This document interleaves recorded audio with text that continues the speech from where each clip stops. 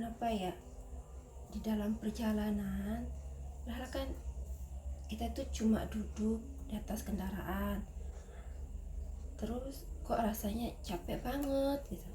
Setelah sampai tujuan, kok tenaga rasanya terkuras, tubuh lemes.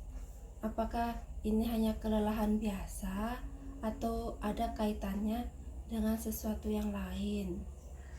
Ada dua jawaban.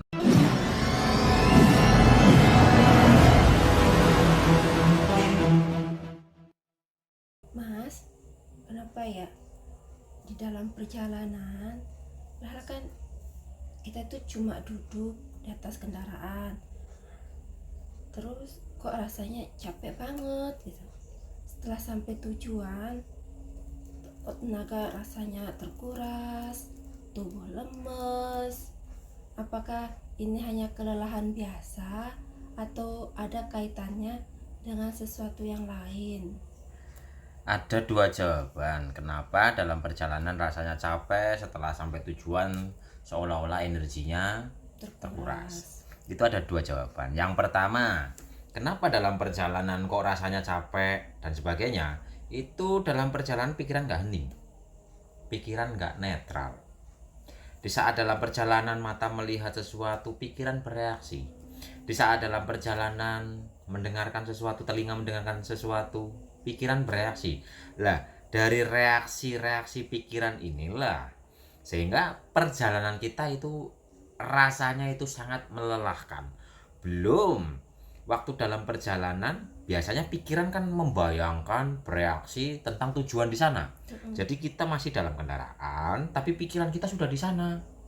Sudah memikirkan, iya sudah lompat sangat jauh. Di sana mau ngapain ya, ntar gimana ya. Ini kan menghabis-habiskan energi. Jadi masih dalam perjalanan saja kita itu membocorkan energi pikiran sehingga rasanya dalam perjalanan itu capek. Lah, kenapa sampai tujuan rasanya energinya kayak habis? Ya karena sudah dibocorkan waktu di perjalanan itu. Jadi dalam perjalanan naik, biarpun naik kendaraan hanya duduk diam loh ya, tapi pikiran kita bereaksi tanpa kita sadari, sehingga itu yang membuat lelah sekali dalam proses perjalanannya, belum setelah sampai tujuan. Lah karena di perjalanan sudah dihabiskan atau dibocorkan, energinya sudah dibuang karena reaksi pikiran dari penglihatan, pendengaran, pikiran bereaksi, terus pikiran sudah jauh ke depan sana memikirkan yang di depan sana. Ini membocorkan energi sehingga energinya itu akan terkuras, sampai tujuannya otomatis akan sangat lelah karena sudah dibocorkan dalam perjalanan. Jadi dalam perjalanan membocorkan, setelah sampai tujuan di sana baru sangat berasa. Kenapa ya? Padahal cuma duduk doang. Tapi kok rasanya lelah banget. Ya ini tadi, secara pikiran karena pikiran bereaksi dalam perjalanannya. Terus dalam perjalanan pun pikiran kita sudah berada di sana, intinya reaksi pikiran. Ini secara fisik, secara pikiran. Ada lagi yang jarang sekali orang ketahui. Apa itu? Secara energi. Yang namanya jalan raya itu mempunyai banyak sekali rekam jejak energi rasa dari para pengguna jalan. Contoh, orang lewat nih, orang lewat rasanya lagi sedih, rasanya lagi khawatir, otomatis radiasi rasa kekhawatiran, radiasi rasa kesedihan ini akan memancar ke semesta. Lah, sedangkan semesta kan yang katanya kosong ini bukan kosong. Ini kan molekul, partikel-partikel. Yang ini kekosongan ini kalau sudah memahami ini bukan kosong loh. Ini bisa disaksikan dengan mata telanjang bagi yang sudah tahu tekniknya. Lah, ini partikel-partikel ini harusnya netral. Tapi kenetralannya ini akan tertempeli oleh radiasi rasa dari banyak pengguna. Lah, ketika partikel ini sudah tertempeli rasa dari banyak pengguna, otomatis kan mempunyai beban nih, mempunyai berat. Yang apa ya, beratnya ini ya di awang-awang ini ibaratnya apa ya, kayak lapisan-lapisan energi. Lapisan-lapisan energi sedangkan kita lewat jalan raya. Sehingga tubuh energi kita akan tertempeli oleh radiasi energi banyak sekali manusia yang lalu lalang lewat jalan tersebut. Padahal yang namanya ini merekam semua reaksi dari rasa para penggunanya. Lah, kalau sudah terekam ini di jalan raya, bukan hanya di jalan raya sih, di semuanya. Di semuanya. Makanya kita harus selalu menjaga rasa. Di saat kita sedih contohnya, naik kendaraan kok rasa kita sedih, ada luka batin, ada trauma dan sebagainya, ini sebenarnya kita sudah mendolimi orang banyak. Karena radiasi kesedihan ini terekam oleh partikel ini nih yang katanya kosong ini. Lah partikel kosong ini nanti kan ada orang lewat, ini akan menempel. Partikel ini rasanya akan menempel kepada orang yang lalu lalang itu, sehingga menempel di tubuh energinya, dan tubuh energinya itu keberatan atau terlalu berat karena banyak tempelan. Akhirnya sampai tujuan jadi lelah, waktu di perjalanan juga lelah karena nggak sadar. Tapi kalau dalam perjalanan kita selalu sadar, ya otomatis kalau kita sadar kita akan selalu menikmati setiap momen, sehingga secara pikiran nggak bereaksi, secara kesadaran tidak terkontaminasi oleh ini. Umpama terkontaminasi, ya bersihkan, namanya juga sadar. Terus teknik sederhana untuk membersihkan energi tersebut bagaimana? Nah, tekniknya adalah mandi energi. Tekniknya adalah mandi energi secara energi. Kalau secara pikiran tadi tekniknya ya hanya netral. Lah, teknik netral itu kita harus merasakan rasa yang sedang dirasakan. Naik kendaraan kita duduk, kan ada rasanya, udah rasakan itu saja.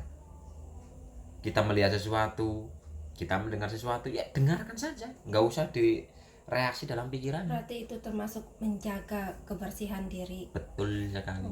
Secara pikiran nggak menghabiskan energi pikiran, nggak membocorkan energi pikiran. Secara kesadaran nanti setelah sampai tujuan kita harus mandi energi setelah sampai tujuan. Padahal dalam perjalanan bisa, setiap dalam perjalanan ya hati kita kan sadar, kita selalu koneksi dengan Tuhan kita. Ya contohnya wiridan lah, pikiran dalam hati tapi harus sambung kepada Sang Gusti, sehingga kita akan teraliri energi ilahi, dan energi ilahi ini akan memancar keluar. Justru ini malah akan membersihkan. Akan membersihkan. Jadi umpama nih jalan-jalan, naik kendaraan, tapi kita selalu sambung dengan Tuhan kita wiridan dalam hati, kan energinya mengalir nih, mengalir, meradiasi, sehingga membersihkan tempelan-tempelan energi negatif yang di awang-awang ini.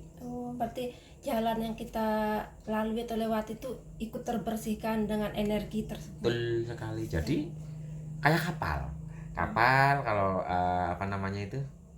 dalam perjalanan kan kayak ada getaran-getaran gelombang gitu ya, airnya kan bergelombang lah. Gitu, kalau kita selalu dalam kesadaran jalan yang kita lewati, sebenarnya kita itu sedang ibarat merahmati alam. Nah, ini harusnya tugas manusia itu begini. Jadi setiap dalam perjalanan kita harus selalu sadar. Harus selalu sadar. Kalau kita selalu sadar berarti kan kita selalu bersama Dia. Sehingga kita membawa getarannya,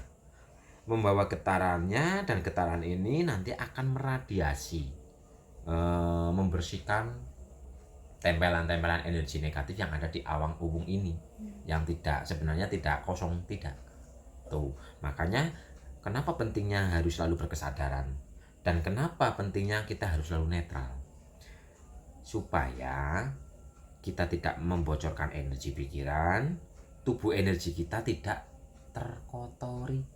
Karena di saat kita sadar, waktu dalam perjalanan loh ya, di saat kita sadar, maka radiasi energi ini memancar ke semesta dan membersihkan semua tempelan-tempelan energi negatif yang ada di jalan tersebut.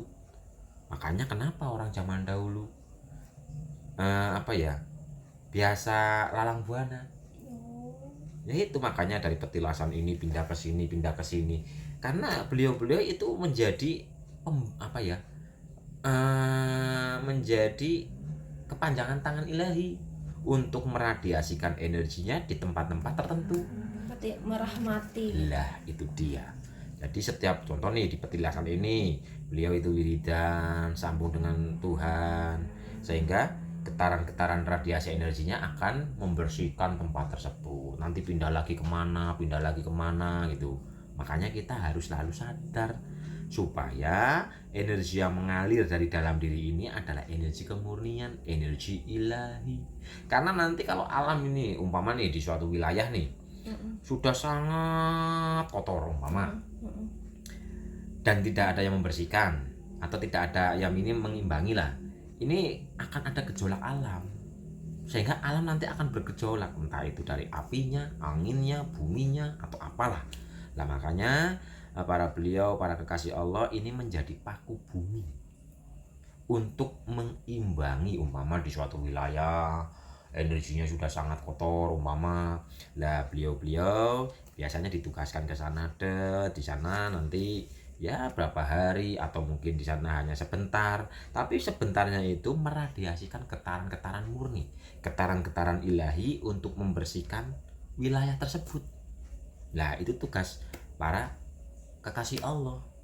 Nah, kalau kita yang orang biasa seperti ini, itu tekniknya gimana? Kasihkan keluar diri itu gimana? Ya, dengan pertama nih, kita kan harus tahu dulu ilmunya. Oh, ilmu tentang energi. Ternyata kita itu mempunyai 5 lapis tubuh energi. Nah, 5 lapis tubuh energi ini akan terbersihkan hanya dengan getaran energi ilahi. Makanya setelah kita sudah memahami ilmunya, praktek. Bersihkan 5 lapis tubuh energi ini. Bersihkan. Setelah sudah bersih, maka nanti energi ilahi yang meradiasi pun adalah kemurnian. Jadi harus sering-sering duduk diam. Contoh tadi dalam perjalanan nih, setelah sampai tujuan kita duduk diam, terus niatkan dalam hati, karena energi ini mengikuti niat. Niatkan dalam hati, ya Allah ya Tuhan kami, dengan kuasamu, dengan rahmatmu, dengan kehendakmu, dengan energimu, dengan cahayamu, terserah intinya menyertakan dia. Contohnya, ya Allah ya Tuhan kami, dengan kuasamu dan energimu ya Allah, kami niatkan untuk membersihkan 5 lapis tubuh energi kami ini ya Allah. Terus dengan wiridan bisa, dengan sadar nafas bisa, tapi ini harus benar-benar menghadirkan rasa. Umpama dengan wiridan, Allah, Allah, Allah, sadari Allah, Allah. Itu sedang dalam diri kita sedang mengalir energi ilahi yang meradiasi, membersihkan semua endapan-endapan negatif, tempelan-tempelan energi negatif yang ada di 5 lapis tubuh energi. Itu kalau dengan wiridan. Ya wiridannya terserah lah apa, yang penting wiridannya itu hadirkan kesadaran rasa Dan meniatkan itu ya. dan diniatkan dulu. Awalnya diniatkan, setelah diniatkan bacaannya dikoneksikan dengan menghadirkan rasa. Jadi dalam diri kita itu rasakan sedang terjadi, sedang ada energi ilahi yang mengalir dan membersihkan 5 lapis tubuh energi. Itu kalau dengan wiridan. Kalau dengan sadar nafas ya tadi diniatkan kan, ya Allah dengan energimu ya Allah, kami niatkan untuk membersihkan 5 lapis tubuh energi ini ya Allah, dari tempelan-tempelan energi negatif yang dari luar maupun endapan-endapan energi negatif yang dari dalam. Terus nikmati atau sadari, rasakan setiap tarikan dan hembusan nafas, dan sadari pula di sebalik nafas ada energi ilahi yang mengalir. Lah aliran energi ilahi ini akan membersihkan seluruh kekotoran di 5 lapis tubuh energi kita. Jadi harus rajin-rajin praktek. Nah, terus kalau menggunakan air bisa tidak? Bisa dengan mandi. Caranya gimana? Yang penting niatnya. Jadi diniatkan dulu. Setelah sudah niat, ya Allah, dengan pelantara air ini ya Allah, kami meniatkan untuk memandikan dohir batin, untuk memandikan tubuh raga maupun 5 lapis tubuh energi ini ya Allah. Lah setelah sudah diniatkan, waktu menggerujuknya atau menyiramnya itu hadirkan rasa. Intinya dihadirkan rasanya. Jadi waktu lagi tersentuh air nih kulitnya, dalam kesadaran kita rasakan di sebalik air itu pun ada energi ilahi yang sedang mengalir ke badan kita secara fisik, tembus ke dalam tubuh energi. Rasakan, benar-benar rasakan. dari mandinya penuh dengan kesadaran, dengan wiridan pun bisa dalam hati, tapi dalam hati. Jadi waktu gerujuk umpama Allahu Akbar atau Subhanallah atau apalah, terserah, yang penting waktu lagi gerujuk seperti ini dalam rasanya itu dihadirkan sedang terjadi proses penyucian jiwa raga, begitu.